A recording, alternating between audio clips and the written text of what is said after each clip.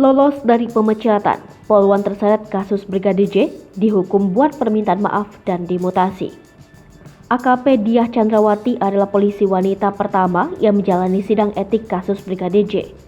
Polwan AKP Diah Chandrawati telah menjalani sidang kode etik pada Kamis 8 September 2022 selama 6 jam. Hasil dari sidang etik nasib Polwan AKP Diah Chandrawati masih beruntung, tidak dipecat seperti anggota lainnya. AKP Diah Chandrawati dinyatakan melakukan pelanggaran sedang sehingga lolos dari pemecatan. Dia hanya diminta membuat permohonan maaf secara lisan dan tertulis.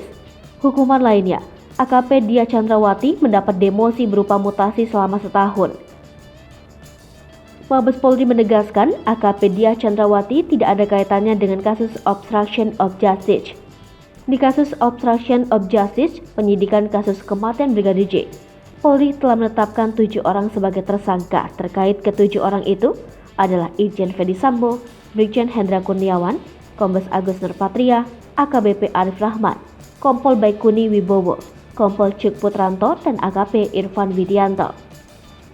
Sidang kode etik profesi Polri terhadap AKP Diah Chandrawati dalam kasus kematian Brigadir J telah rampung. Kabag Penum Divisi Humas Polri Kombes Nurul Aziza menyatakan AKP Diah Chandrawati menjalani sidang etik selama 6 jam yang dimulai sejak pukul 11 hingga pukul 17. Adapun sidang dipimpin Irjen Tornagogo Sihombing yang juga Wairsum Polri. Dia didampingi Karwa Prof Div Propam Polri Brigjen Agus Wijayanto sebagai Wakil Ketua Komisi Sidang Etik. Hasil sidang KKEP, mereka menyatakan AKP Diah Chandrawati diduga tak profesional soal pengelolaan senjata api dalam kasus Brigadir J. Atas hal itu, Nurul menuturkan bahwa Komisi Sidang Etik tidak memecat AKP Diah Chandrawati.